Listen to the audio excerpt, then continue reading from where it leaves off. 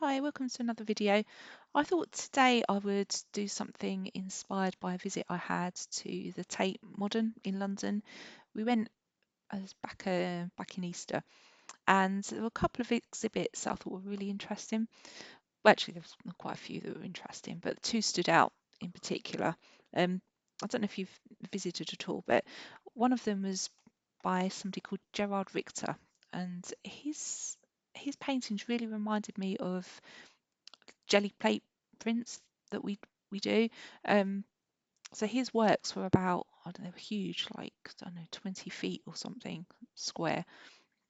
But I just thought they were really interesting because it was like having a giant jelly print on the wall in front of you. So that was one that I was really interested in, and the other one was by a lady called, I think it was Maria Lalic. I think her name is. I might have got that wrong. I think it was Maria Lalic. And she was really interested in using art to show a certain time and place.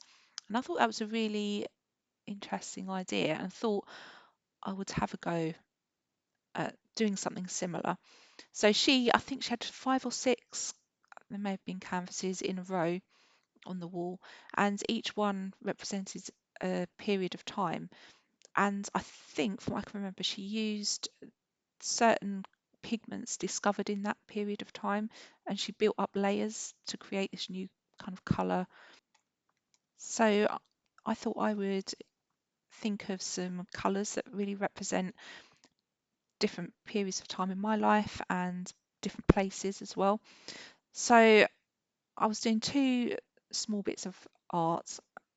I'm doing 10 squares. I couldn't narrow it down any further. So 10 squares, and also something that I did at primary school actually.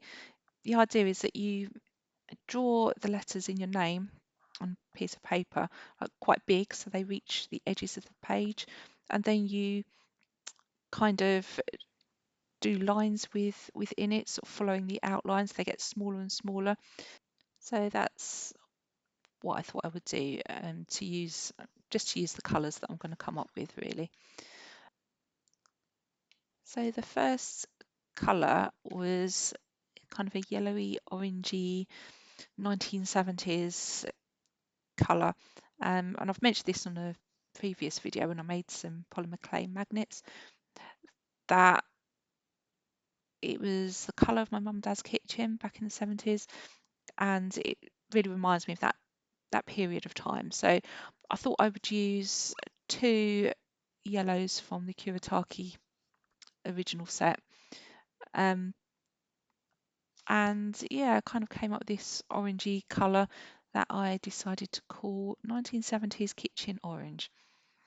So that was the first colour that I did. Actually, the second colour was it Mars yellow from the pastel-y Kuretake set. Yeah, so it's the first one was yellow from one Kuretake set, and the second colour was Mars yellow from the other Kuretake set.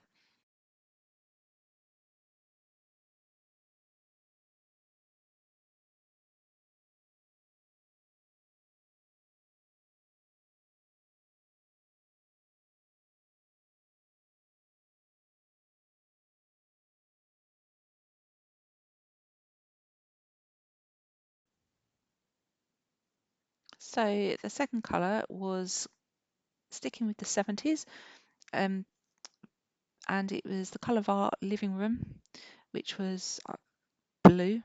We had in our house, it was just lots of bright colours. So this one I've called 70s Blue Living, and I think it was two blues I used for this. So it just reminds me of our living room.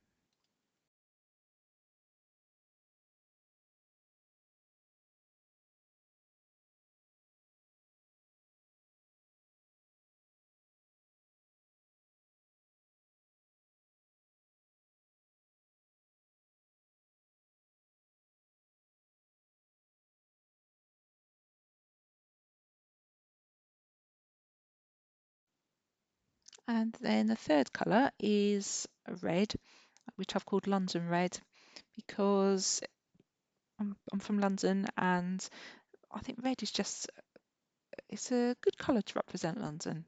The post boxes, the phone boxes, the double-decker buses, the soldiers, the flag as well.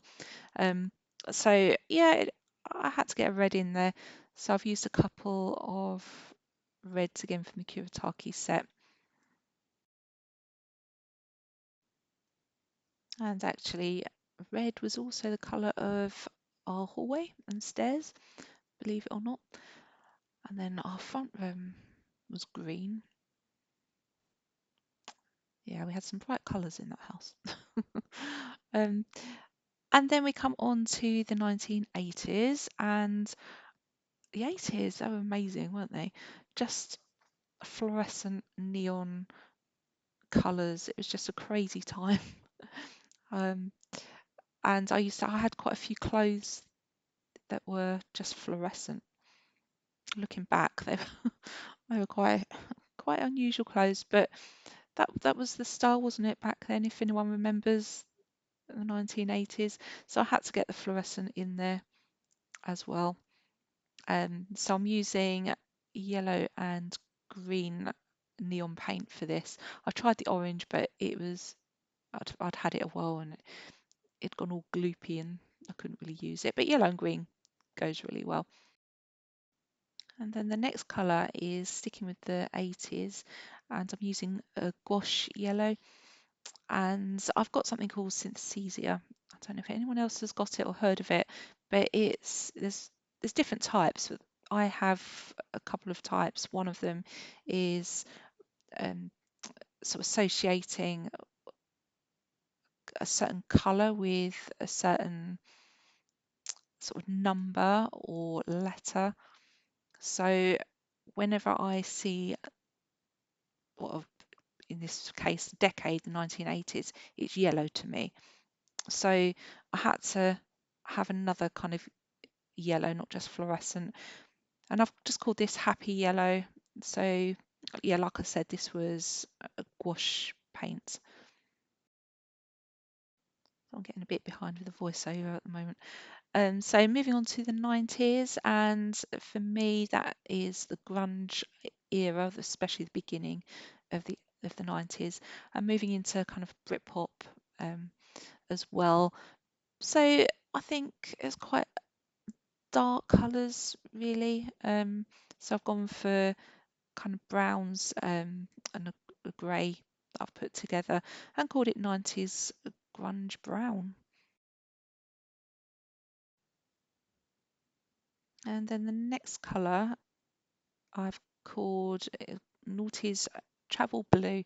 So we're in the 2000s now, and this is the decades where me and my husband we did a lot more travelling to places that remind me of the colour blue.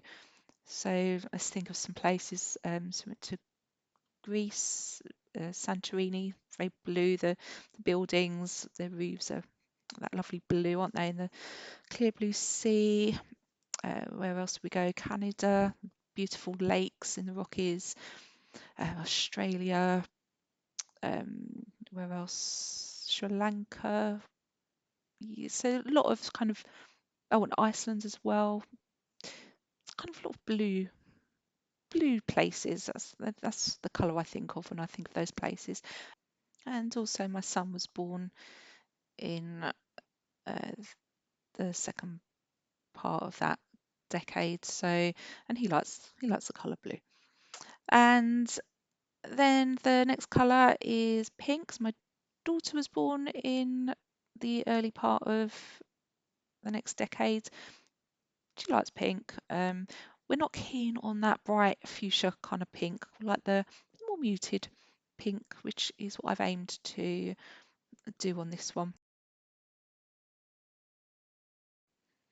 And then the penultimate one, I've gone for another yellow, partly because we're in the 20s now, and like I said before, that's a yellow number to me. Twos and eights are yellow. So I've kind of gone for dark. I've called it 20s dark to light yellow because it's been a bit of a been a hard few years for different reasons. But I feel like we're coming out of that now, and yeah, we're getting lighter. So dark to light yellow for that one. And then the last colour I've called countryside green because we've moved out of London. We're kind of on the edge of a town, but countryside on our doorstep. So I've gone for a nice green, but I've added a bit of purple because we've got we have bluebells nearby and lavender. Um, and I thought those two colours would be a good representation of where we are. So that really is the end of the exploration of my life. So I'm just writing the names of the colours underneath. And yeah, I thought it was a really interesting experiment. And please go and have a look at Maria Lalic's work. I do apologise if I've not pronounced the name correctly. But yeah, I thought it was a really interesting exploration of colour and time and place. And I shall see you again soon.